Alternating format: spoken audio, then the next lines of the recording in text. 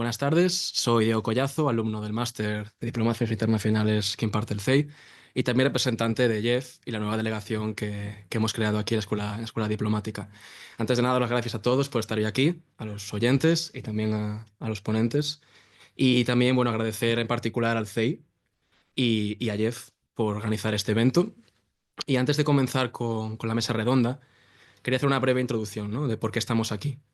Realmente, como comentaba Joaquín Limona, hoy celebramos, en cierta manera, pues, la caída del muro de Berlín hace 35 años y lo que supuso para Europa, ¿no? Es decir, ese final, esa frontera ideológica, política y física que dividió al continente europeo entre el comunismo, ¿no?, y el capitalismo, esos dos bloques ideológicos, ¿no?, que marcaron gran parte del siglo XX. Y realmente hoy estamos aquí un poco conmemorando, pues, la integración europea y cómo esta idea de los Estados Unidos de Europa, mencionadas por Churchill en el 46 en la Universidad de Zúrich o incluso en el Congreso de las Conferencias de La Haya en el año 48, que marcaron un poco esta tendencia del entendimiento de que como continente teníamos que trabajar unidos más allá del Estado-nación de Europa, ¿no?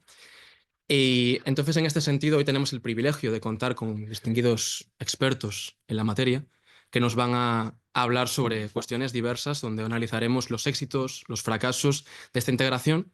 Y para ello contamos, en primer lugar, con el señor Perpiñá Robert, ex embajador de España en Alemania entre el año 91 y el año 96, y actual preparador de la carrera diplomática en el Foreign International Affairs, además de uno de los precursores de esta casa en la que nos encontramos hoy.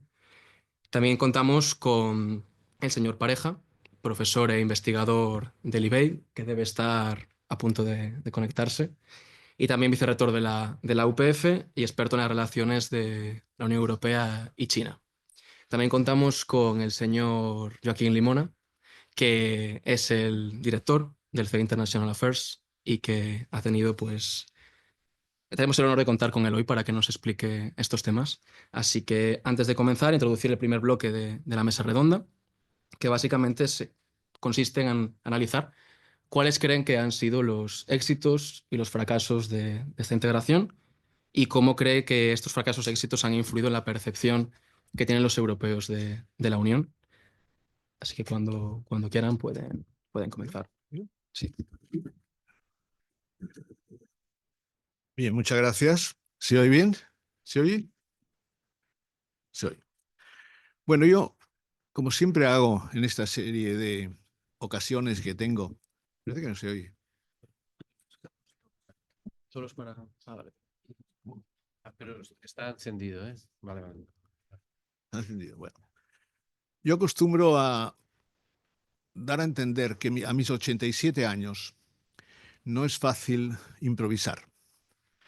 Por lo tanto, he pensado que lo que puede interesar más hoy que les cuente, más que cómo vemos Europa hoy, es cómo vi yo Alemania cuando me correspondió el grato honor de ser embajador en Bonn todavía. Yo fui el último embajador en Bonn porque a partir de un momento determinado la cosa se trasladó a Berlín, pero yo estuve todavía en Bonn. Y al llegar a Bonn del año 91, hacía 2 años que había caído el muro, había todavía la discusión sobre si trasladarse o no a Berlín como capital. Yo me di cuenta enseguida, y lo hice saber así a mis contertulios, que todas las razones que se daban para insistir en quedarse en Bonn, no ir a Berlín, que había mucha gente que lo deseaba, tenían un carácter negativo. ¿Por qué lo digo? Porque irse a Berlín significaba romper la imagen de una Alemania tranquilizadora. Alemania había sido un país que no producía excesiva emoción tranquilizadora. Y el permanecer en Bonn significaba, en cierto modo, que se mantenía la Alemania tranquila. El otro aspecto negativo era que Bonn suponía el anclaje en la Europa occidental y la garantía de que el país no volvería a los extremos que había tenido lugar en otros momentos. Y la tercera razón negativa en favor de Bonn era que el carácter sencillo y aldeano de Bonn tranquilizaba a todo el mundo. Es decir, yo creí y pensé que no era bueno el que solo por razones negativas se quedara en Bonn. Y así fue, al cabo de unos años. Pero, insisto, fue interesante entender o comprobar que había esos criterios positivos y negativos. Y contaré un par de anécdotas de mi primera impresión de Alemania al llegar. Visité, como es habitual en los embajadores, al embajador de los Estados Unidos. El embajador de los Estados Unidos era entonces un militar, un general, Vernon Walters. Y Vernon Walters estuvo conmigo, estuvimos un rato hablando, y le pregunté, como recién llegado, cuánto tiempo creía él que iba a transcurrir antes de que se produjera realmente la unión de las dos Alemanias. Y él me contestó lo siguiente, textualmente: la unión política necesita 5 años, la unión económica 10 años, la unión de medio ambiente 15 años, pero para la unión generacional, es decir, de las mentalidades, se necesita una generación. Posiblemente fue un poco optimista, porque la reunificación mental todavía no está completamente asegurada. Incidentalmente os contaré, no tiene nada que ver con lo que estoy explicando hoy, pero bueno, puede ser curioso contarlo, una anécdota que me contó el general Vernon Walters en relación con su experiencia diplomática. Cuando él estaba de agregado militar en París, el presidente de los Estados Unidos, era todavía época del general Franco, le dio la instrucción de que fuera a Madrid y tratara de averiguar qué iba a pasar cuando el general Franco muriera. Entonces, el general Walters se armó de valor, se fue a Madrid, y visitó al general Franco. Y para empezar con un poco de diplomacia, le dijo: general, el presidente de Estados Unidos le gustaría saber cómo ve usted el futuro de España, cómo ve el futuro de Europa, ¿qué le parece? Franco le interrumpió y le dijo: mire usted, general, no sea tan diplomático. Lo que quiere saber el presidente de Estados Unidos es qué pasará en España cuando yo me muera. Y le dijo: pues dígale lo siguiente, que cuando yo me muera no pasará nada, por 2 razones. Primero, porque dejo un príncipe, y segundo, porque dejo una clase media. No estuvo mal, no estuvo mal. Bueno, otra visita que hice que me pareció importante fue la que hice al ex canciller. Visité a todos los ex cancilleres de Alemania y visité entre ellos a Helmut Schmidt. Quiero decirles que es posiblemente el hombre más inteligente que he conocido en mi vida, Helmut Schmidt. No era el hombre más simpático, desde luego, pero el hombre inteligente sí lo era.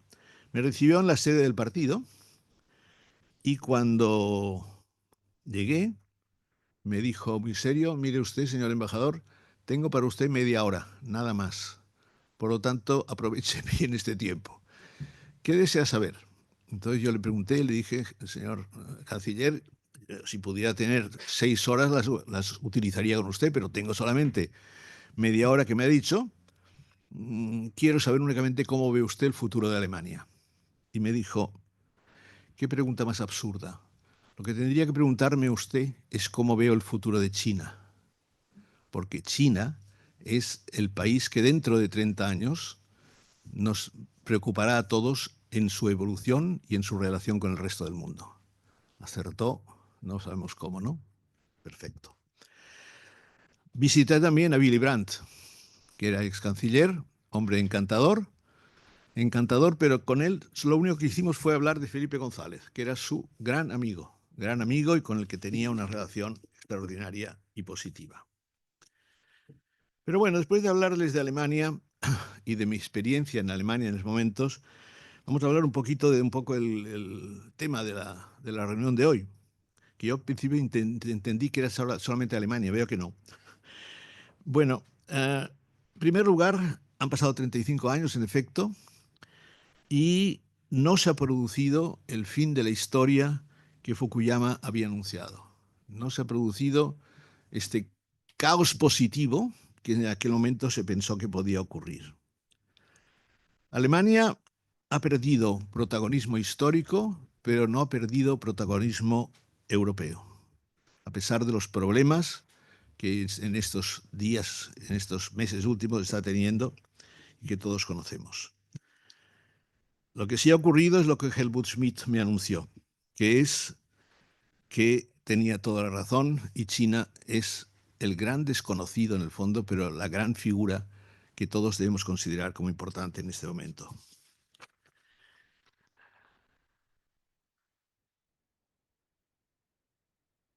Han cambiado muchas cosas. Alemania se ha desarrollado de una forma económicamente extraordinaria, pero sigue habiendo un problema de relación entre las dos Alemanias.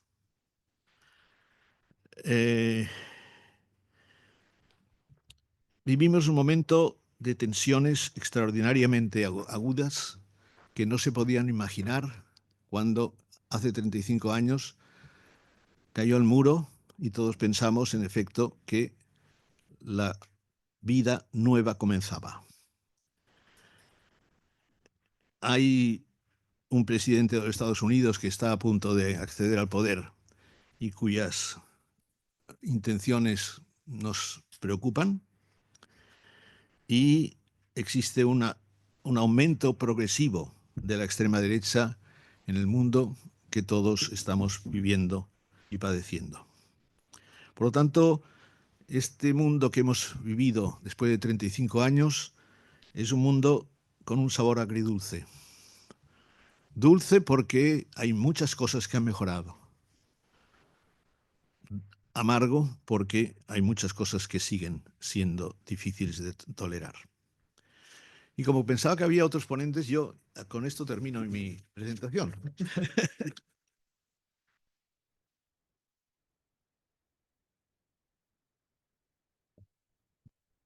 Pues cedo. Muchas gracias, gracias, embajador. El embajador Perpiñán Robert no lo ha dicho, pero él es uno de los padres de esta casa y tuvo un papel clave, absolutamente clave en las relaciones entre España y Alemania, donde fue un embajador importante. Yo voy a hacer dos cosas sobre la caída del muro. Primero os explicaré tres anécdotas y después os haré una valoración de la importancia que yo creo que este hecho ha tenido en la historia europea y en general en la historia global. La primera anécdota pasa en junio de 1984. Yo acababa de estudiar en Brujas, en Bélgica, en el Colegio de Europa, y hicimos una estancia de una semana en la Academia Europea de Berlín.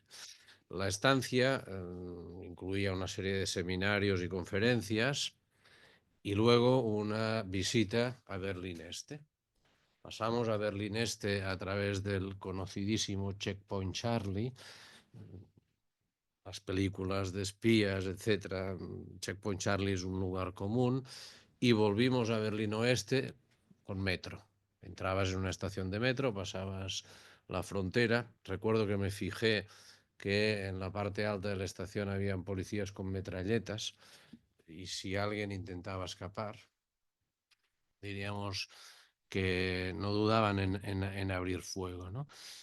Entonces te das cuenta de lo que es un muro, pero sobre todo me di cuenta de lo que era el muro, de lo que representaba, porque yo iba con un amigo belga, yo no hablo alemán, pero él sí hablaba alemán, y estuvimos hablando con un grupo de chicas jóvenes de nuestra edad, tenía vuestra edad yo, Y entonces te das cuenta lo que es para gente de 21, 22, 23 años saber que nunca pueden atravesar el muro, ¿no? Que su vida está limitada y todo el rato nos preguntaban ¿y cómo es Berlín Oeste? ¿Y qué tiendas hay? ¿Y cómo son las calles? ¿Y qué hace la gente? Etcétera. Entonces te das cuenta que la gente que está en la edad que es la vuestra de conocer mundo, de aprender, de moverse, no le dejaban mover, no podían pasar el muro. Esto en el 84. 9 de noviembre de 1989, yo estaba en un acto que se hizo en el Palau de la Generalitat, que presidía el presidente Pujol, y era un acto sobre el Mediterráneo y Europa. Y teníamos una ponente de lujo, una señora que era ministra francesa en aquel momento, que había sido o fue luego presidenta del Parlamento Europeo, Simone Veil, una señora de origen judío que pasó una parte de la Segunda Guerra Mundial en un campo de concentración y por tanto había sufrido en sus carnes, diríamos, la Segunda Guerra Mundial. Estaba conferenciando esta señora y de repente en la sala entró un ordenanza, un PETI, que es como se llaman los ordenanzas de la Generalitat, y le entregó un papel al presidente Pujol. Abre el papel, lo lee y sabéis que el presidente gesticula y hace parar la intervención, lo cual ya daba una idea de que tenía que decir algo importante, ¿no? Y lo que dijo es: señoras, señores, les anuncio que acaba de caer el muro de Berlín. La sala, diríamos, rompió en aplausos y lo más importante de esta anécdota es que una mujer que había vivido la Segunda Guerra Mundial y que había sufrido los horrores del nacionalsocialismo rompió a llorar de emoción por lo que suponía, diríamos, la caída del muro. Es decir, una persona de la importancia histórica de Weil vive en Barcelona en directo la noticia de que ha caído el muro. Y la tercera anécdota ocurre en el 91. Yo entonces trabajaba ya para el gobierno de Cataluña. Hice un viaje a Hungría, cerca de la frontera con Austria. Cataluña está en una organización de regiones europeas, hicimos una reunión de regiones europeas y por la noche hubo una cena en un restaurante que estaba en medio de la nada y a la cena nos honró con asistir Arpad Göns, que era el presidente de la República de Hungría, un hombre quizá no tan conocido como Václav Havel, pero un intelectual, un hombre de gran calidad, ¿no? Y entonces estuvimos cenando, nos hizo un discurso y al final hubo un cierto coloquio informal con él y salimos a una terraza desde donde se divisaba nada, se divisaba la más completa oscuridad. Completa oscuridad. Imaginaros, estás en un promontorio elevado y no ves nada, todo es oscuro.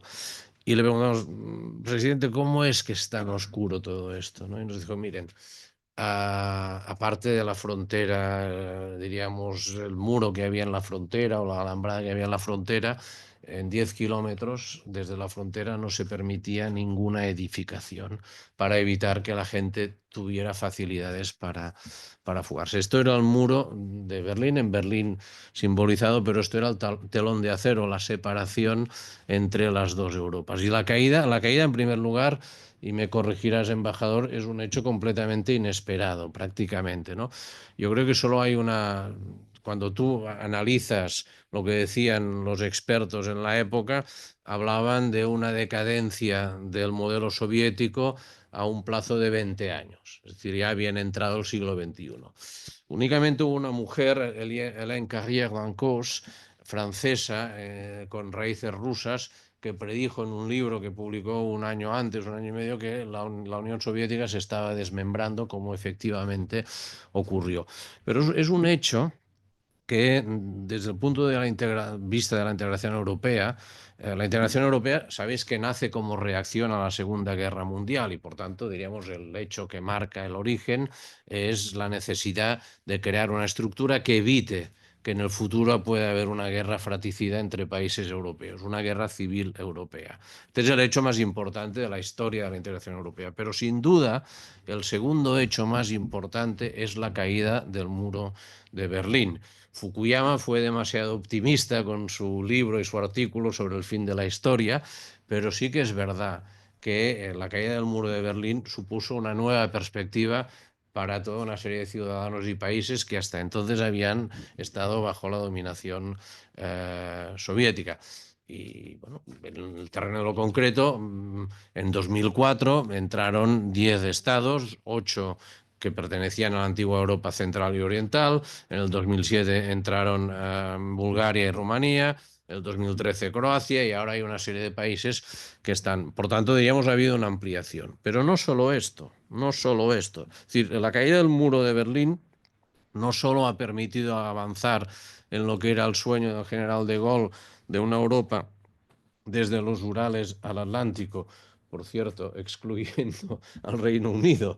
De Gaulle temía que el Reino Unido, y cuando De Gaulle estaba activo, el Reino Unido intentó 2 veces entrar en las comunidades europeas después de no querer participar en la creación, y hasta que De Gaulle no se retira en el 69, el Reino Unido vio vetada su entrada. Dicho esto, no solo se permitió que Europa fuera de los Urales, no exactamente de los Urales, pero que diríamos la Europa central se integrara en el proyecto y recuperara su participación en la historia, porque si nosotros analizamos, Rusia es un país especial, ¿no?, que nunca ha conocido una democracia, ¿no?, pero muchos de estos países habían tenido regímenes democráticos, habían tenido una actividad económica, industrial importante, etcétera, y de repente quedan excluidos y de repente pueden recuperarlo. Pero la Unión Europea, a raíz de la caída del muro de Berlín, es cuando surge y se concreta el proyecto de Unión Europea, cuando se concreta el concepto de ciudadanía europea, cuando es necesario establecer y estructurar una política exterior y de seguridad, cuando se empieza a trabajar en el espacio de libertad, seguridad y justicia, es decir, cuando la Unión Europea adquiere y refuerza su dimensión política. ¿Por qué? Porque ante una serie de países que abandonaban la dictadura y entraban en el terreno de la democracia y a la vez tenían que hacer una transición económica, aquí no pasaba lo que decía Franco, allí no había una clase media, allí había una economía centralizada. Cuando te encuentras con una serie de países a los que la historia viene a su encuentro, no les puedes hablar solo de mercado. Les tienes que hablar de ciudadanía, les tienes que hablar de política internacional, les tienes que hablar de una serie de conceptos. Por tanto, la caída del muro no únicamente tiene un impacto básico en el centro y en el este de Europa, sino que también tiene un impacto básico en una mayor dimensión y en un avance de Europa hacia la cooperación política. Y me callo aquí. Gracias.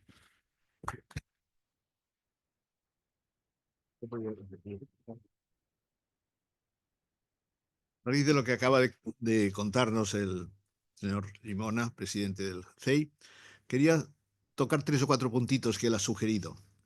Primero, explicarles que, en efecto, él ha dicho que yo sí he sido importante en la creación del CEI, y les voy a explicar cómo fue la cosa. Yo era entonces subsecretario de Asuntos Exteriores, y un día me llamó por teléfono el entonces secretario de Estado de Hacienda, que era Pepe Borrell, que todos conocemos, y Pepe Borrell me dijo: mira, estoy hasta las narices de que no haya casi catalanes que pretendan ser inspectores de Hacienda. Por lo tanto, voy a crear en Barcelona un centro para la preparación de inspectores de Hacienda. Así no tendrán que desplazarse a otros sitios y podrán preparar desde Barcelona. ¿Por qué no haces tú lo mismo con los diplomáticos? Yo dije: pues sí, qué bien, qué buena idea. Entonces, él fue primero a Barcelona y no le salió la cosa. No se creó el centro para inspectores de Hacienda. En cambio, a mí sí que me salió. Y creamos el CEI con el apoyo del Ministerio de Asuntos Exteriores, de la Universidad de Barcelona y de la Caixa. Bueno, es un punto que quería contarles. Luego, otro de ellos es las cosas que nos ha contado en relación con los viajes del presidente Pujol. Uno de ellos les va a demostrar cómo era y cómo es el presidente Pujol. En una ocasión, él iba a visitar Bonn en un momento políticamente muy importante y delicado en España, en que no se sabía si el partido del presidente Pujol iba a apoyar al Partido Socialista Español para que formara gobierno. estaban en Alemania muy preocupados porque esto podía significar una fórmula política que no fuera del gusto de la Alemania de entonces. Entonces yo, cuando llegó Pujol, le conté que los alemanes estaban preocupados, que tenían un poco la impresión de que eso podría ir mal, etc. Y el presidente entonces no me dijo nada, pero visitó al presidente alemán, von Weizsäcker, y lo primero que le dice al presidente von Weizsäcker al llegar es: señor presidente, le ruego que usted y Alemania no se preocupen porque vamos a apoyar al gobierno socialista español. Lo primero que dijo, para tranquilizar a los alemanes, así lo hizo.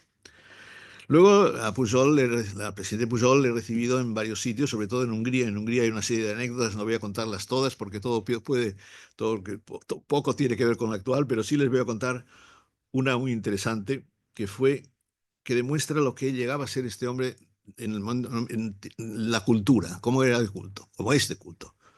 Pues bien, hubo una rueda de prensa en el Palacio Nacional de Hungría, en el cual yo tenía a mi izquierda al presidente Pujol y a mi derecha el ya entonces presidente Orbán, que en aquella época era un señor aceptablemente corriente. Ahora no lo es. Pues bien, el presidente Pujol me pregunta, había un cuadro en el Palacio Nacional, había un cuadro inmenso, inmenso en la pared, un cuadro enorme, y me dice, ¿qué significa este cuadro? ¿Qué está representando? Entonces yo tampoco lo sabía, le pregunté a Orbán tampoco lo sabía, pero él a su vez pregunta a sus colaboradores y me dice, pues es la toma de posesión del presidente de Hungría, del rey de Hungría, Matías.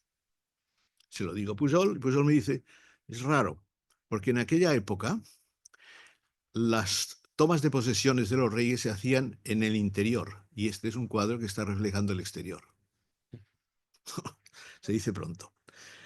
Bueno, pues esto es un poco lo que queréis contarles a raíz de la intervención de nuestro amigo.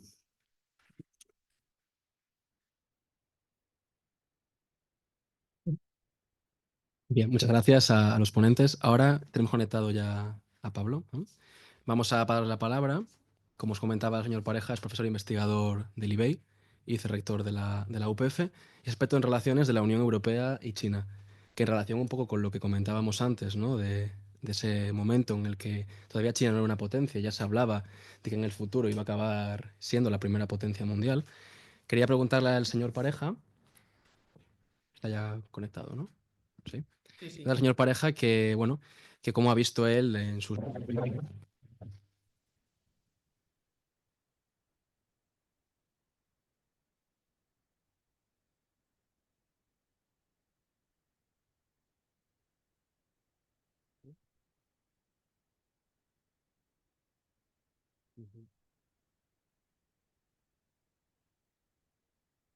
Hola, Pablo, ¿nos escuchas bien? Hola, buenas tardes. Sí, vale. Muchas gracias por estar, aunque seas online, muchísimas gracias por estar. A vosotros por la invitación. Gracias. Nada, comentaba el señor Perpiñán Robert, estaba hablando de cuando estaba en su momento de embajador en Alemania, comentaba cómo le sugirieron que China iba a convertirse en el futuro en la primera potencia mundial, ya en aquel entonces, hablamos de los años 91, 92, ¿no? Que realmente en esa época China todavía no tenía ningún auge económico suficiente como para estimar esto. Entonces, desde su experiencia en el campo de relaciones de la Unión Europea y China, ¿cómo cree que ha sido esta relación, ¿no? Bilateral, incluso multilateral, entre los estados de la Unión con la República Popular de China? Muchas gracias. No, en primer lugar, gracias por la invitación. Me sabe fatal no poder acompañaros esta tarde presencialmente. No ha sido posible, pero bueno, estoy contento y agradecido de poder participar, aunque sea virtualmente. Yo creo que para entender, y seguramente los compañeros de la mesa van a poder ampliarlo más, para entender cómo ha evolucionado la relación entre Europa y China en estos últimos 30-35 años, hemos de ser conscientes que el contexto internacional ha cambiado mucho. Lo han hecho los dos actores. China ha cambiado de manera extraordinaria a lo largo de los últimos 35 años y también lo ha hecho la Unión Europea. Y de la mano de esta transformación de los dos actores, lógicamente, también lo ha hecho su relación. Algo que quizás es algo paradójico, y es que se podría decir que han cambiado más China por un lado y la Unión Europea por otro que la relación que tienen entre ambos. Yo creo que desde principios de los años 90 es obvio que la relación entre los dos actores se ha ido institucionalizando, han ido haciendo reuniones de manera mucho más regular, han ido ampliando la agenda de conversaciones entre los dos actores, han ido conociéndose o reduciendo parte de la desconfianza que existía entre ambos, pero en estos últimos 35 años hay algunos elementos que han cambiado poco. Uno de ellos, que quizá es una de las asignaturas pendientes y que lo planteo también como una suerte de provocación, es que la relación entre la Unión Europea y China todavía hoy sigue estando demasiado pegada o demasiado cercana a la relación que uno y otro mantienen con Estados Unidos. Es decir, esta es una parte de un triángulo que no acaba de desarrollarse. La Unión Europea y China van dialogando cada vez más entre sí, pero es como si por el espejo retrovisor siempre estuvieran mirando cómo este diálogo que mantienen entre ambos afecta a su relación con Estados Unidos. Y luego hay un segundo elemento que yo creo que tampoco ha cambiado tanto en estos últimos 35 años, y es que el diálogo entre los dos actores no ha conseguido superar una cierta capa de superficialidad. Mi sensación cuando he hablado con personas que tienen responsabilidad en Bruselas y sobre todo cuando he hablado con dirigentes chinos, es que siempre se mantienen en un plano de cordialidad, pero no se atreven nunca a decirse del todo las verdades. Una cuestión que, por ejemplo, a mí me resulta muy, muy curiosa en estos últimos años, cuando he visitado Pekín, es que desde la capital china no acaban de entender muy bien cómo les vemos los europeos o exactamente cómo queremos acomodar el nuevo papel de China.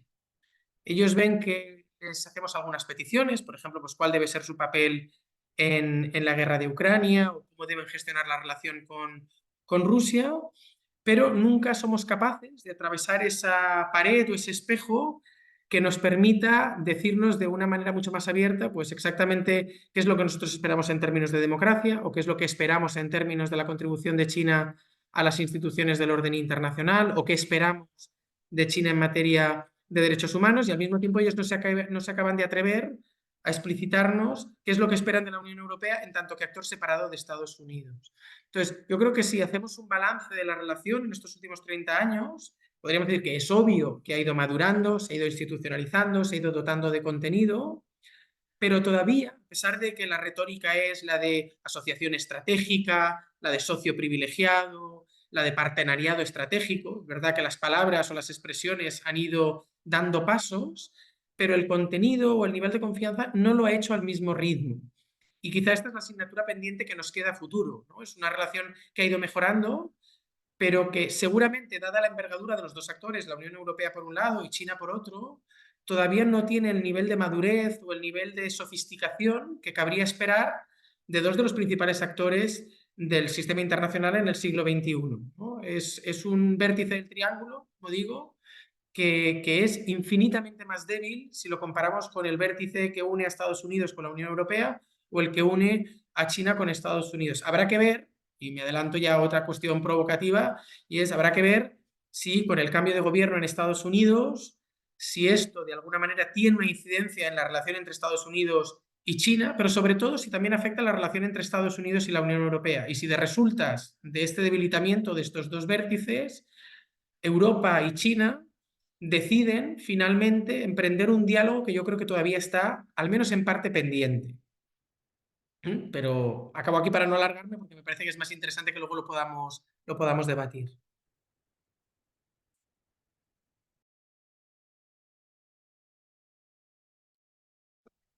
Vale, pues Pablo, yo también quería hacer otra pregunta en relación con esto que comentabas respecto a la diferencia, ¿no?, entre Estados Unidos, la Unión Europea y China como triángulo. Estaba pensando en lo que comentabas de Trump y de las nuevas elecciones que ha habido en Estados Unidos y cómo esto puede afectar a la Unión Europea, tanto en la política de defensa y seguridad como el rol que tiene la OTAN actualmente, la política industrial de la Unión Europea y la tensión comercial que también va a haber con los aranceles en Estados Unidos, el posible estancamiento, bueno, que está habiendo desde hace 4 años con los acuerdos de Mercosur. Es decir, ¿cuál crees que debe ser la postura de la Unión Europea? ¿O crees que estamos acertando? ¿O en qué nos estamos equivocando?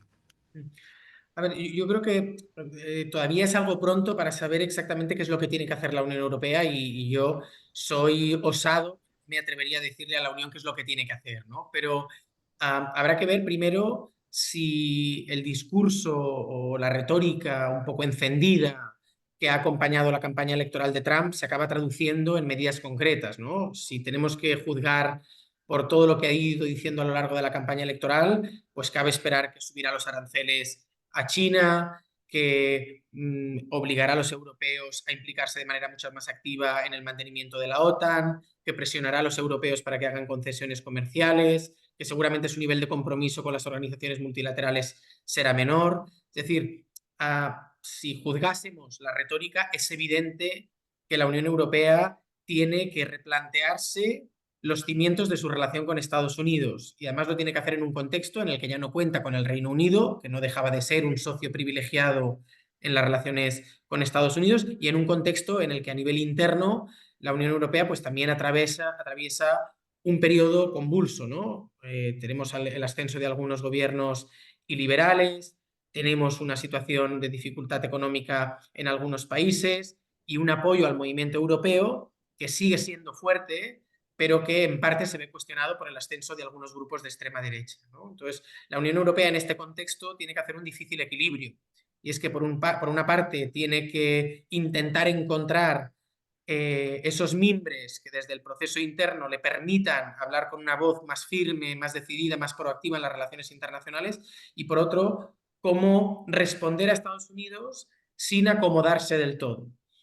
Algo que seguramente es mucho más difícil de hacer que de decir es que la Unión Europea seguramente tiene que encontrar un discurso que se aleje de el conmigo contra mí. Es decir, en esa necesaria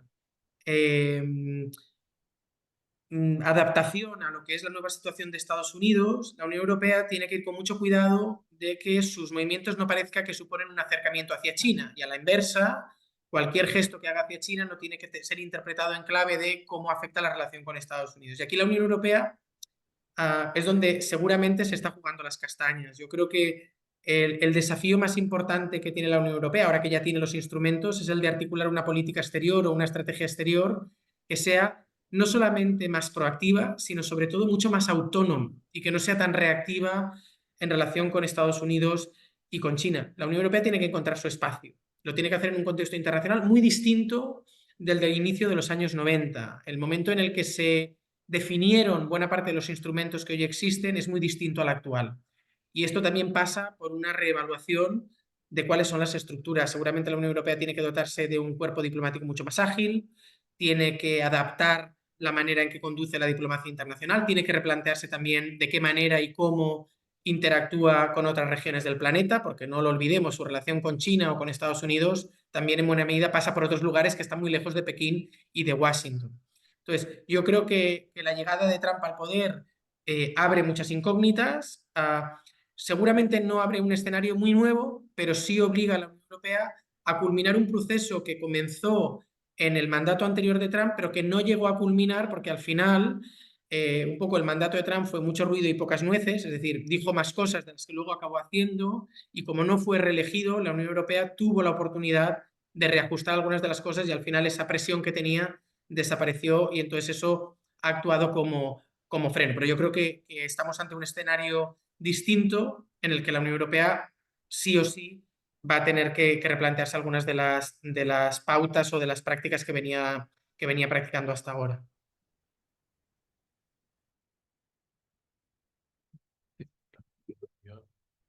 Un poco en complemento de lo primero, estoy de acuerdo, hemos de esperar la instalación de la nueva administración, y sobre todo diríamos que el futuro presidente de los Estados Unidos es un hombre de grandes declaraciones, y luego si haces un análisis de lo que ha hecho en su primer mandato y lo que dijo que haría, en muchos ámbitos diríamos que hay un trecho largo. Pero sí que me parece, y estoy completamente de acuerdo, es decir, lo digo para no tener una visión excesivamente pesimista, porque no va a ser un interlocutor amable ni fácil, pero si uno analiza la estrategia de la Unión Europea aprobada por el Consejo para los próximos años, lo que es la estrategia que la presidenta, la reelegida presidenta de la Comisión presentó en julio ante el Parlamento Europeo, y lo que es, por ejemplo, los informes Draghi y Letta, te das cuenta que los tres documentos, unos quizá más políticos, otros más centrados en la economía, inciden en temas que sin duda van a ser controvertidos en la relación con Estados Unidos, ¿no?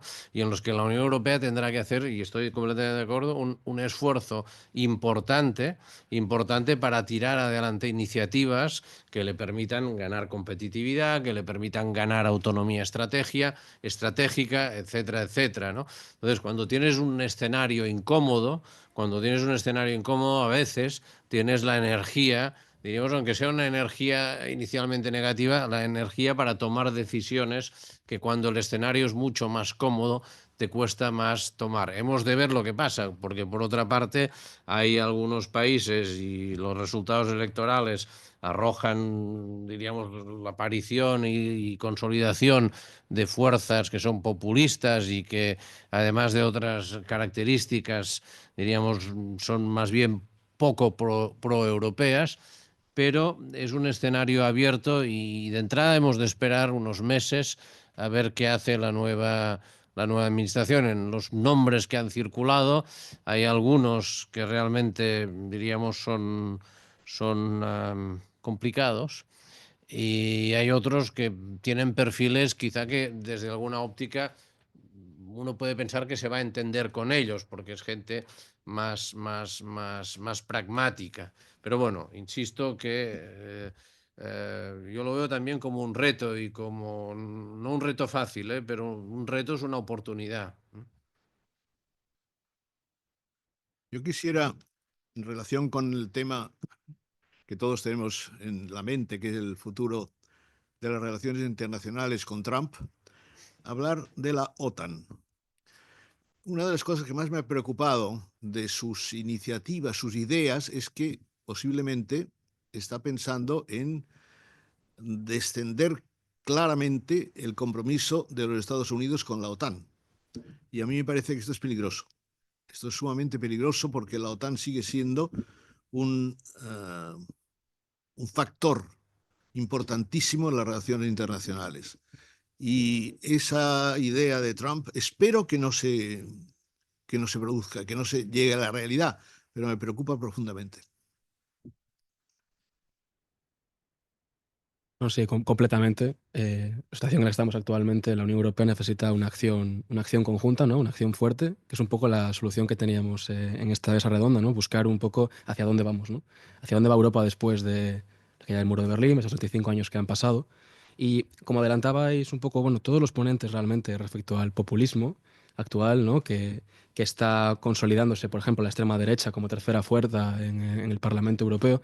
¿Cómo afecta esto también a una acción conjunta al exterior, ¿no? También comentaba antes el señor Perpiñán Robert, cuando estuvo con Víctor Orbán en Hungría, ¿no? Actualmente primer ministro del país, que también la presidencia de la propia Unión Europea. Entonces, queramos que no, la presidencia rotatoria también tiene un significado exterior. Entonces, quiero saber un poco cómo creen que encaja esta acción conjunta, cualquiera de los tres ponentes puede responder, teniendo una situación que se fragmenta tanto a nivel ideológico como incluso estratégico, también con el belicismo actual, ¿no? Entonces, cualquiera que... ¿Sí?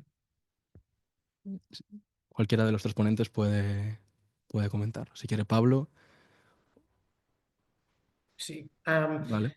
No, yo creo que, a ver, es innegable, ¿no? Que el nivel de cohesión interna de la Unión acaba afectando tanto a la coherencia del discurso con el que habla el resto del mundo como la contundencia con la que puede hablar. Por tanto, no podemos obviar que la existencia de diferencias políticas ahora mismo en el seno de la Unión pues puede actuar como un elemento debilitador de lo que es su posición en el mundo. Pero también, y construyendo sobre lo que se acaba de decir, yo creo que estamos ante un reto que también puede ser una oportunidad, y es que la situación actual también nos puede abrir la puerta a replantearnos cuál es el fundamento sobre el que se construye nuestra política exterior. Quizá nuestra política exterior de la Unión Europea se ha construido sobre un consenso de mínimos y ha buscado siempre aglutinar aquellos puntos comunes, pero quizá podemos empezar a pensar en una política exterior un poquito más compleja, más multinivel, en la que no necesariamente se construya sobre todos los consensos y que de alguna manera le permita a la Unión Europea también salvar los límites que impone el corsé de la integración, ¿no? Es decir, si al final tu posición en el mundo viene determinada por la coherencia interna y esa coherencia interna no la puedes garantizar porque al final son estados soberanos, pues quizás hay que empezar a pensar en una política exterior que se articule o que se construya sobre algunos elementos innovadores. Y aquí la Unión Europea tiene margen para recorrerlo y tiene una posición relativamente ventajosa. Es decir, quizá la Unión Europea no tiene la fuerza militar que tienen otros actores en el planeta, pero sí en cambio tiene otros elementos que le permiten tener un discurso propio. Hemos visto, por ejemplo, ahora recientemente con el informe Draghi, ¿no? El informe Draghi dice que la Unión Europea está perdiendo competitividad frente a Estados Unidos y frente a China, y esto es algo paradójico porque si pensamos en la fuerza científica de Europa, pues es una fuerza muy grande. Entonces, quizá podemos empezar a pensar en una política exterior que también utilice nuestro conocimiento científico como acicate o elemento vertebrador. O podemos empezar a pensar en una política exterior que trate de solapar los intereses de los diferentes estados. Entonces, yo creo que es obvio que esto supone un desafío, pero el desafío no necesariamente tiene que limitarnos, también a lo mejor nos fuerza a pensar de manera más creativa. Y este seguramente es un desafío que va a tener la sucesora de Josep Borrell. Seguramente le va a tocar pensar en una política exterior que se construya sobre unos elementos diferentes, porque también el contexto internacional ha cambiado. Y a lo mejor ese empecinamiento, dejadme que lo diga así, de la Unión Europea por hablar siempre de forma coherente, pues tiene que dar paso a una política exterior en algunos casos un poco más pragmática. Y no necesariamente pensar que ese pragmatismo va en detrimento de los valores o en detrimento de la coherencia de la Unión, del proceso de integración. Sí, yo estoy totalmente de acuerdo con lo que se acaba de decir.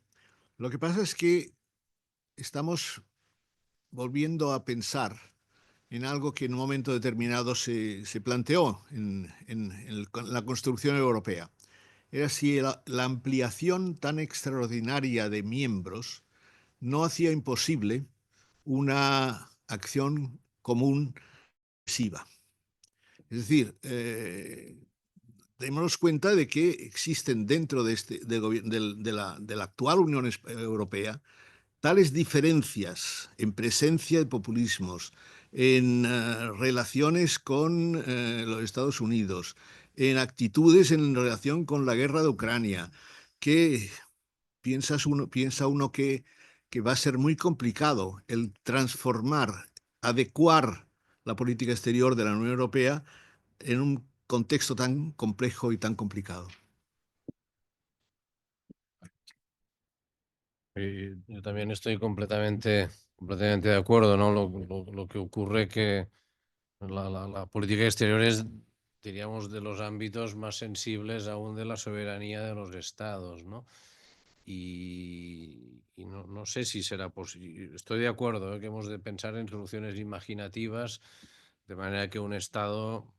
Bueno, y hemos visto en la guerra de Ucrania, hemos visto algunas soluciones que se han alcanzado para evitar el veto de Hungría, por ejemplo, ¿no? Y, por tanto, hay salidas, pero es un ámbito en el que difícilmente los Estados van a renunciar si se abandona el consenso. Y después sobre los populismos, cada populismo es distinto, ¿no? Y no todos los populismos son antieuropeos, la mayoría lo son, ¿eh? Y desde luego Orbán sobre las presidencias también tienen una ventaja, que es que son cortas. Y dudo que Orbán vuelva a presidir la Unión Europea, porque a Hungría le va a tocar de aquí 14 años. Y, en fin, no sé si él seguirá siendo primer ministro, pero en todo caso, de aquí menos de un mes abandonará la presidencia. Y fijaros que él ha intentado hacer muchas cosas, pero que no han tenido el respaldo de la Unión Europea, ¿eh? O sea, que él ha tomado iniciativas unilaterales, ha ido a ver a Trump, ha ido a ver a una serie de gente. Diríamos que los mecanismos de gobierno de la Unión Europea son bastante sólidos, ¿no? La presidencia permanente del Consejo Europeo. La nueva alta representante es una mujer que viene de donde viene, ha sido primer ministra del país del que ha sido primer ministra, y por tanto podemos pensar hacia dónde orientará su política en relación con el bloque, diríamos, oriental y con las relaciones con Rusia.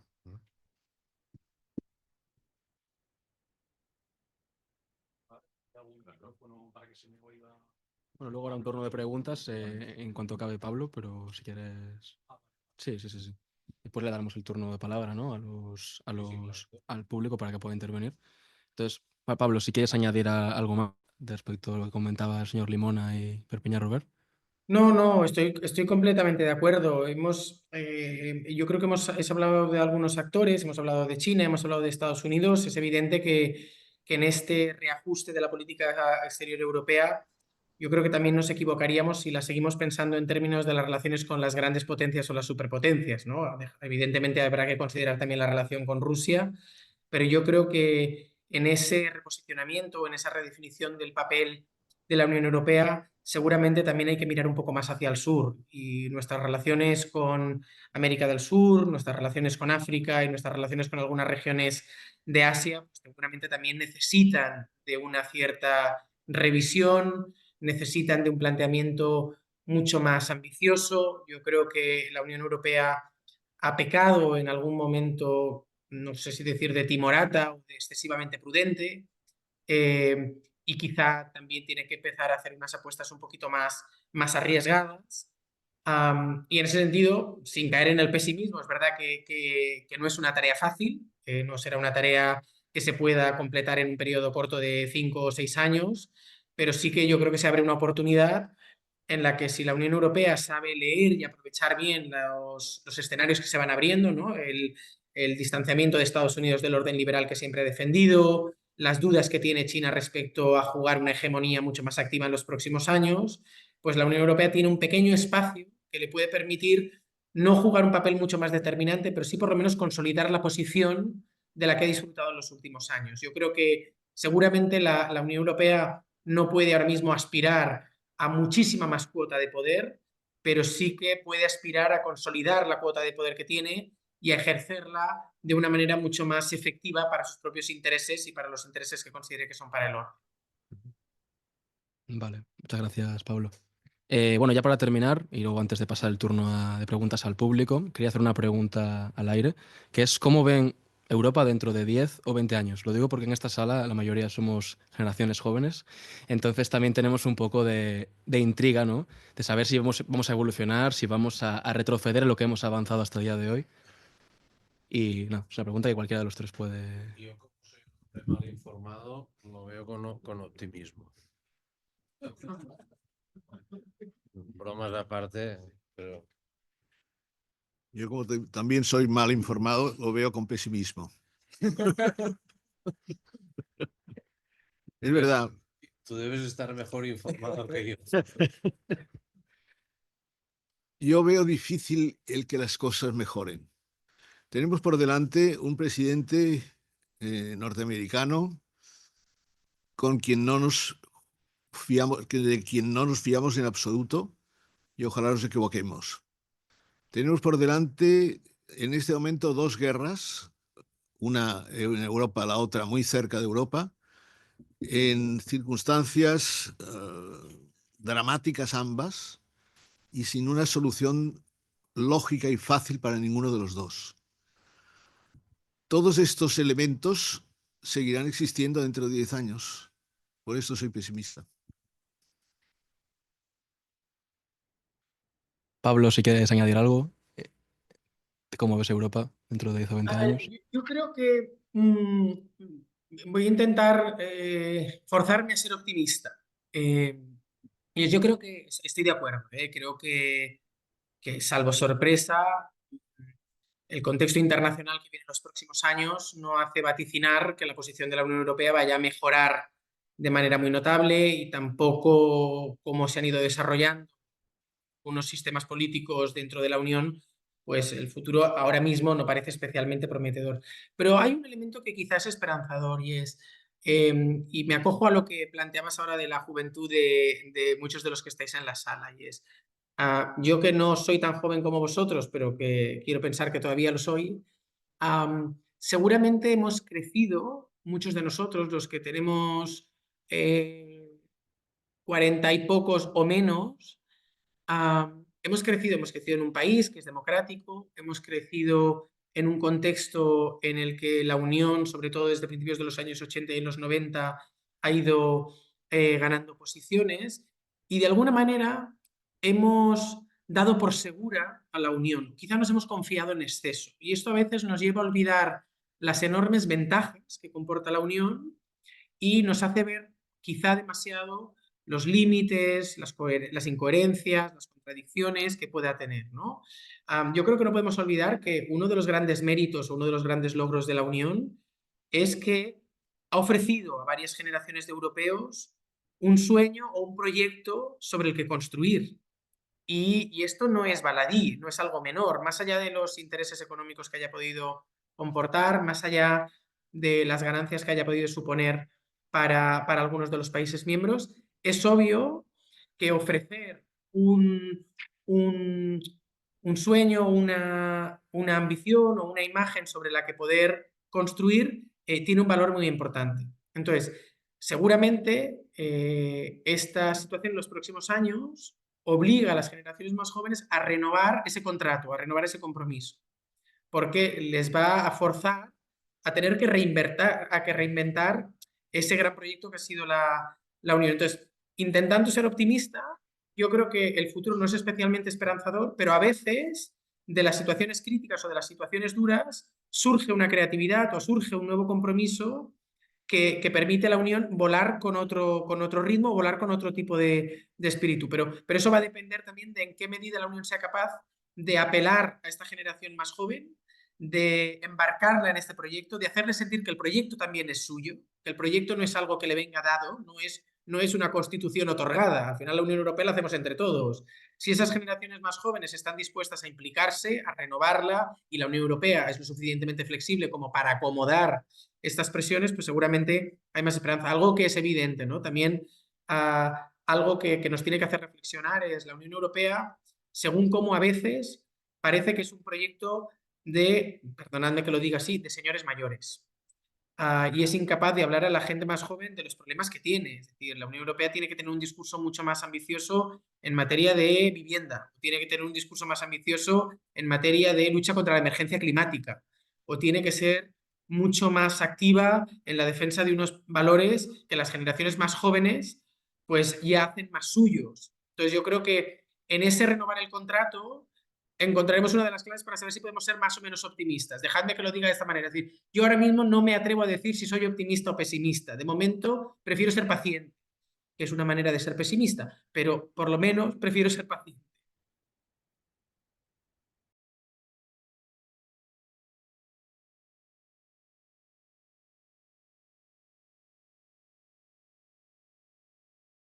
Para que el público pueda participar.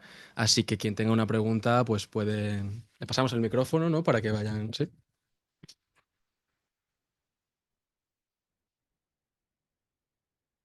Bueno, muchas gracias a los tres. ¿Se escucha? Sí. Gracias a los tres ponentes. Yo tengo unas cuantas cosas que he ido anotando sobre los temas que han ido saliendo que me gustaría preguntarles su opinión. La primera tiene que ver más con los nuevos muros, ¿no? Porque esta sesión en principio trataba de la caída del muro de Berlín.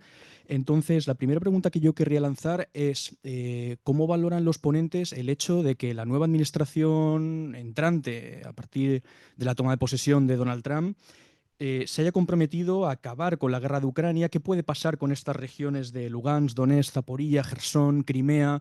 ¿Pueden llegar a ser un estado, una Ucrania oriental? ¿Puede llegar a haber otro muro nuevo ahí? Lo cual no sería tampoco tan descabellado, entiendo, teniendo en cuenta que hay otros ejemplos de muros, incluso en estados europeos, como es el caso de la comunidad turco-chipriota del norte de Chipre, ¿no? Y teniendo en cuenta que Chipre es un estado miembro de la Unión Europea, ¿no? Entonces, la primera pregunta sería cómo valoran la posibilidad de creación de un nuevo muro en Ucrania.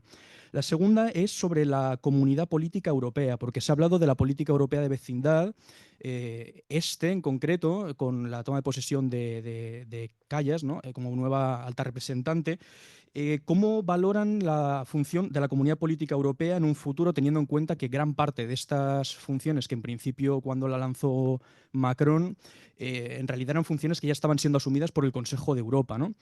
La tercera sería, con la llegada de la nueva alta representante, ¿cómo valoran los nuevos cambios, el nuevo enfoque en la política europea de vecindad sur? ¿Cómo esto puede apoyar cómo puede afectar a las políticas de España, especialmente en el Mediterráneo, teniendo en cuenta que España, la política exterior española, es mucho más sensible a la política del Mediterráneo, a la política del norte de África o incluso a la política de Latinoamérica y del Caribe, que no tanto a la política del este?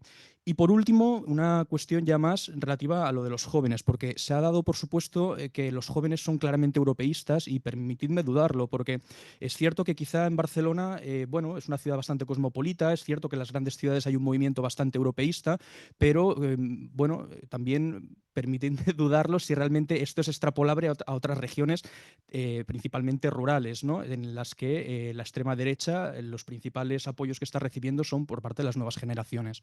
Estas serían las 4 preguntas.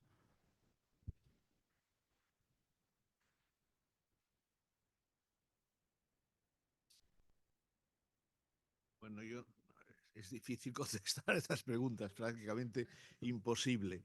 Pero yo iba a referirme al tema de los muros. Es verdad que puede haber nuevos muros y puede ser que estos muros sean positivos o negativos. Hay muros positivos. Pero hay que tener en cuenta un elemento, también un factor. El propio Trump ha dicho que quiere establecer un nuevo muro en relación con el sur de su país. Este sí que es un muro malo, a mi juicio. Pero los muros que pueden evitar tensiones que de otro modo serían imposibles, no me parece mal. En este sentido, contesto a la primera pregunta. Puede haber nuevos muros, y estos muros pueden ser positivos, pero pueden ser también negativos. ¿Quiere contestar alguna otra de los temas? Nuestro ponente. Diríamos, son preguntas densas y variadas, ¿no? Es verdad, sobre el europeísmo de la juventud, ¿no? Es verdad que diríamos que la gente que vota a propuestas populistas hay una parte de gente joven importante y hay una parte de población rural también importante, no toda, ¿no?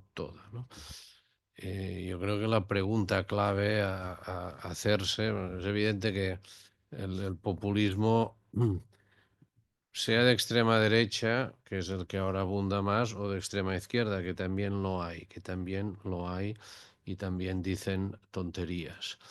En un sentido distinto, pero también las dicen, ¿no? Populismo, digamos que se basa en el engaño, se basa en proveer respuestas y soluciones que crean un espejismo de verdad y que son falsas, diríamos, y que tienen un efecto negativo en el largo plazo, ¿no? Para mí la cuestión clave es de qué manera no combatir, sino desmontar, es decir, de qué manera tú has de actuar, y qué es lo que hoy está pasando en nuestra sociedad, que una gente como, no creo que los de aquí, pero gente como vosotros, que estáis estudiando, que tenéis una inquietud intelectual, que tenéis una sensibilidad social más o menos desarrollada, etcétera, diríamos, abrazáis ideologías que rechazan consensos que se han ido construyendo con ciertas dificultades y con generaciones, ¿no? Yo ahí creo que es una de las grandes asignaturas que tiene la Unión Europea, es, diríamos, ofrecer a los jóvenes, a las nuevas generaciones. Tú lo citabas, Helmut Schmidt, ¿no?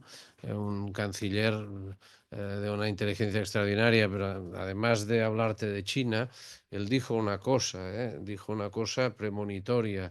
Dice, deberemos empezar a decir a nuestros hijos que no vivirán tan bien como hemos vivido nosotros, porque todas las generaciones se basaban en mejorar las condiciones de vida. Es decir, nuestros abuelos pensaban que nuestros padres vivirían mejor que ellos.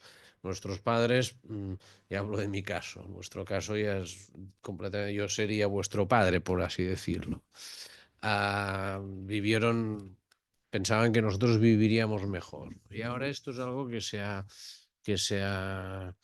quebrado. Yo creo que es una de las grandes asignaturas que tiene que emprender la Unión Europea, y la Unión Europea también tiene que revisar determinadas políticas. Es decir, ¿por qué el campo se subleva? No sé si recordáis los tractores invadiendo la ciudad de Barcelona. Bueno, un espectáculo en la diagonal, etcétera. Despertaron simpatía en general en la gente, ¿no? Si hubieran reiterado, probablemente la simpatía se hubiera tornado en otro sentimiento, ¿no? Pero la Unión Europea tiene que corregir algunas cosas, ¿eh? Y disculpad, y que no se interprete mal, pero en algunos temas tampoco tenemos que ser más papistas que el Papa, como se dice, ¿no? Es decir, tú cuando hablas con un agricultor, yo soy de ciudad y tengo una cierta relación con el campo por razones que no vienen al caso, pero es que ellos ven las cosas muy distintas a como las vemos nosotros, ¿no? Y los agricultores, que son el 3% de la población activa, pero son el 80% del territorio, ¿eh? Y el territorio también es básico, ¿no?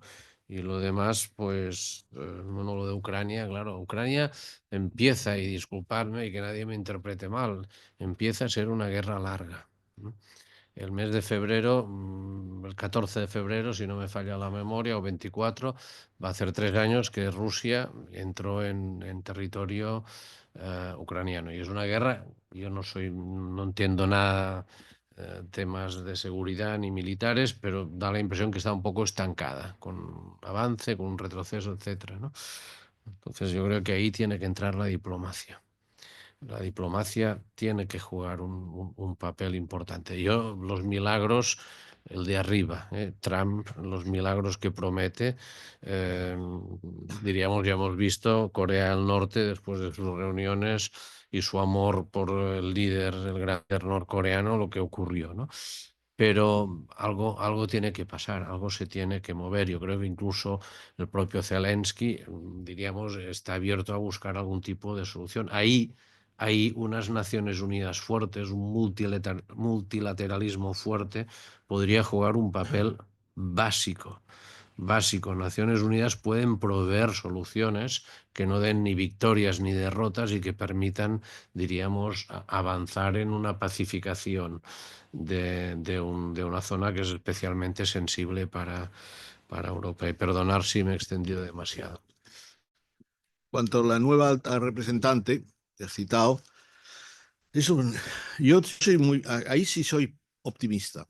Creo que es una mujer que en sus cargos anteriores, su cargo anterior, ha demostrado que puede ser una figura positiva en la evolución inmediata de la Unión Europea. Lo creo. Vale.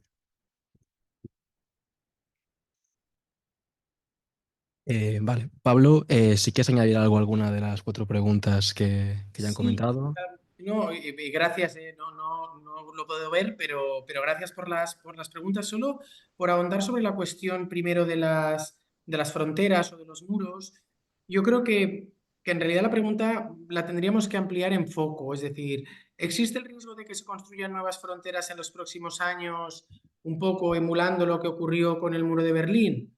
Existe el riesgo, pero es que en realidad en los últimos 25 años ya se han ido construyendo algunas fronteras o algunos muros, ¿no? Es decir, si lo pensamos desde una perspectiva más amplia, ¿no? Por ejemplo, antes del año 2000 ya habíamos construido una especie de valla muro entre Bulgaria, Macedonia del Norte y Turquía. En los primeros años del siglo XXI construimos otro muro, otra frontera entre Lituania y Bielorrusia. Luego, como consecuencia de las tensiones geopolíticas con Rusia, pues hemos ido construyendo fronteras en Estonia, en Letonia, en Polonia con Bielorrusia. Y luego, como consecuencia de la crisis de los refugiados, pues hemos ido haciendo también fronteras que van desde Hungría o Eslovenia con las antiguas repúblicas soviéticas, o entre Macedonia del Norte y Grecia, o entre Lituania y Polonia, o incluso en la frontera francesa con con el Reino Unido. Es decir, yo creo que no es que vayamos a un futuro en el que haya muros, es que ya vivimos un presente en el que existen muchos de estos muros, algunos físicos y otros ideacionales, pero la Unión Europea no puede obviar que ha ido construyendo algunos muros, a pesar del espacio Schengen, también dentro del propio espacio europeo, ¿no? Entonces, el futuro en ese sentido quizá ahonda en una tendencia, pero tampoco será nueva. La tendencia en realidad ya existía con anterioridad a la guerra de Ucrania, que estoy completamente de acuerdo, ya está siendo una guerra larga. Y luego sobre la cuestión del sentimiento europeísta, que tiene toda la razón, la persona que ha hecho la pregunta. Por matizar, es decir, yo creo que dentro del sentimiento europeísta podemos distinguir un europeísmo más activo, si queremos más implicado, eh, más proactivo, más constructivo, y este tipo de europeísmo sí que quizás se concentra más en algunas ciudades de corte más cosmopolita, donde la juventud ha sido expuesta a una serie de experiencias, sobre todo estamos hablando de un colectivo de gente que se ha beneficiado de los programas Erasmus, etcétera, pero en realidad, y yo creo que eso tampoco tenemos que despreciarlo, sí que existe en otras partes de la Unión un sentimiento más crítico con la Unión Europea. Pero que sean críticos con la Unión Europea y con las decisiones que toman no quiere decir que no sean necesariamente europeístas. Lo que pasa es que es un europeísmo mucho más pasivo. Es un europeísmo que da por sentado que la Unión existe y que quizá no está tan dispuesto a implicarse en su construcción, pero que haya bajado el número de europeístas activos que están implicados en la construcción no quiere decir necesariamente que el sentimiento europeísta haya desaparecido. Lo que pasa es que ha ido mutando, ha ido cambiando, y esto también obliga a la Unión a tener que repensar de qué manera y cómo se relaciona con las generaciones más jóvenes. Yo me atrevería a decir que no solo con las jóvenes, con las generaciones más jóvenes y con otras generaciones que tienen más edad. Pero es evidente que tiene razón la persona que ha hecho la pregunta, que tenemos que ir con mucho cuidado a la hora de generalizar, que no existe una única manera de aproximarse a la Unión, y la manera en la que lo hacen unas ciudades es distinta a la que lo hacen otras, y también hay diferencias importantes entre países e incluso dentro de las ciudades en función de la clase social y de otros elementos.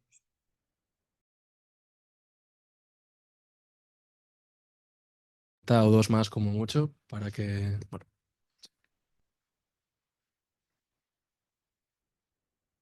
Bueno, buenas tardes. Gracias a todos los ponentes por venir.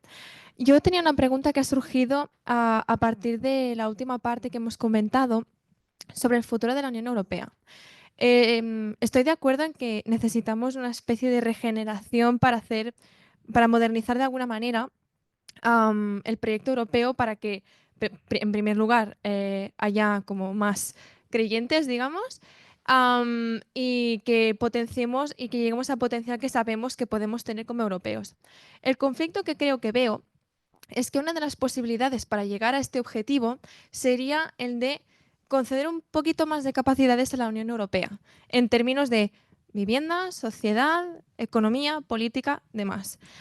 La preocupación que me da a mí es que hay algunos gobiernos que no están dispuestos a ceder parte de su soberanía para que la Unión Europea pueda acceder a este auge de sus poderes, ¿no? De un aumento de sus poderes.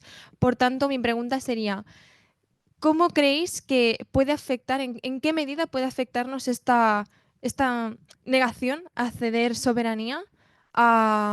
Y si eso podría llegar a impedir el progreso de la Unión Europea como debería ir en los próximos años.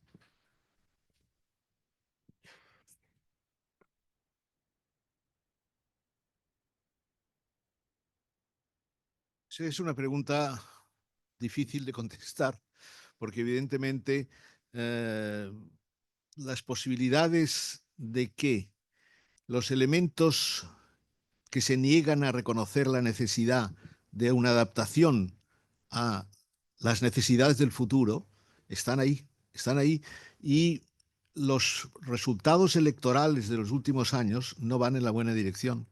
Por tanto, permitidme que yo siga siendo pesimista. Creo que es un elemento muy importante. Creo que habría que esperar que vaya adelante, pero probablemente vosotros sois jóvenes, tenéis la vida por delante, yo no. Y por lo tanto es razonable que yo, a un plazo tan corto como el que me temo que me queda, no pueda ser optimista. Bueno, yo creo que has tocado un uno de los temas claves. La Unión Europea, la construcción europea se basa en un esquema de cesión de soberanía que es progresivo.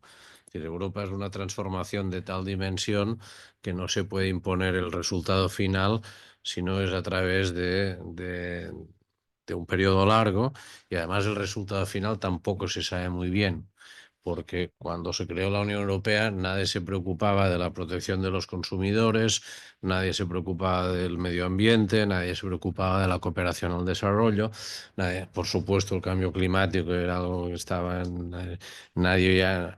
Y son sensibilidades que han ido surgiendo y a las que la Unión Europea ha ido dando respuesta. Es verdad que en catalán tenemos una expresión que es els estats volen y dolen.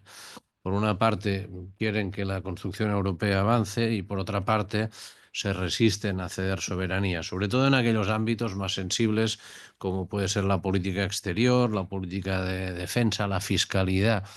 Pero la transformación ha sido formidable. Y después yo, con esto quisiera acabar, yo creo que la Unión Europea tiene una fuerza motriz interna propia. Es decir, el euro no es una decisión política. Naturalmente que el euro exige que los estados estén de acuerdo en renunciar a sus monedas y sustituirlas por una moneda única. El euro es una exigencia del mercado. Es decir, si nosotros queremos que el mercado funcione bien, llega un momento, primero las 4 libertades, etcétera, y al final necesitas una moneda única, porque si no, los costes de transacción, y ahora subo la mía, bajo la tuya, etcétera. Por tanto, diríamos que la Unión Europea tiene un cuerpo suficientemente sólido como para tener una fuerza motriz para ir avanzando. Es verdad que en algunos terrenos, diríamos, choca con las resistencias de los estados. Si tú te lees un discurso, y lo digo porque me lo he leído esta mañana por nada que ver con el coloquio de von der Leyen, cuando habla mucho de vivienda, mucho de vivienda. Yo no sé lo que va a hacer la Unión Europea, pero la Unión Europea tiene claro que una de las grandes preocupaciones de la sociedad europea, en particular vuestra, los jóvenes, diríamos de los que tenéis toda la vida por delante y que por tanto necesitaréis una vivienda, etcétera, etcétera, etcétera, es la vivienda. Y la vivienda deja de ser, que también lo es, un problema del Ayuntamiento de Martorell o de Canovelles o de Barcelona, deja de ser un problema de la Generalitat y del Gobierno de España, también es un problema europeo. Pero esto es la gobernanza multinivel, el cooperar entre todos para alcanzar soluciones, ¿no?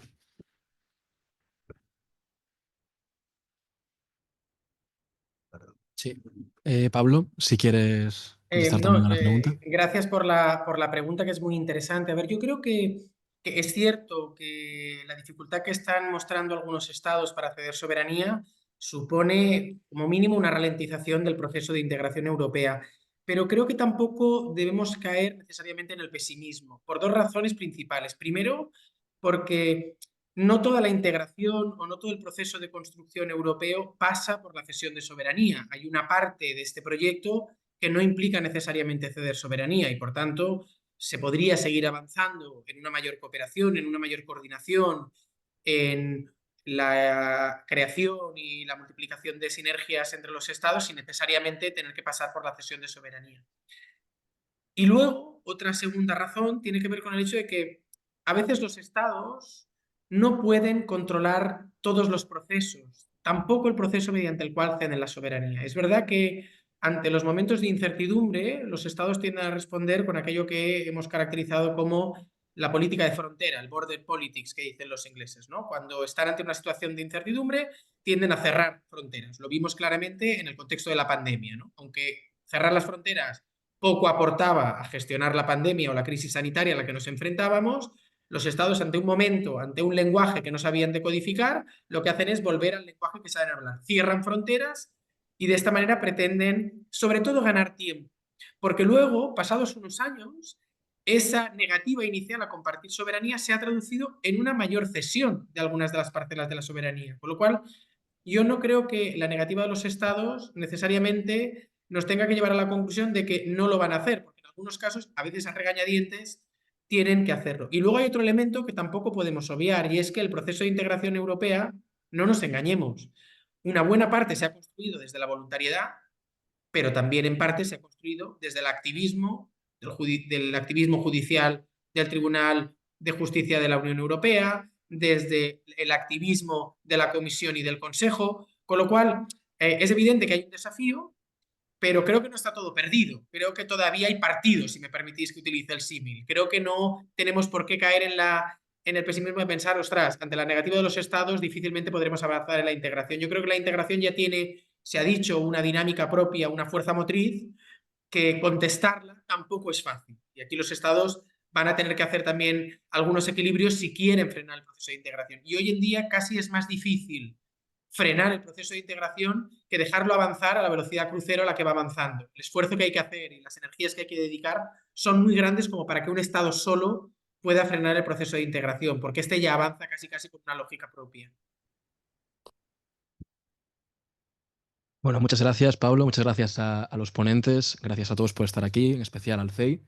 Damos por concluida la mesa redonda y que tengáis una buena tarde, ¿vale? Muchísimas gracias. Gracias, buenas tardes. Que os vaya muy bien. Chao. Gracias.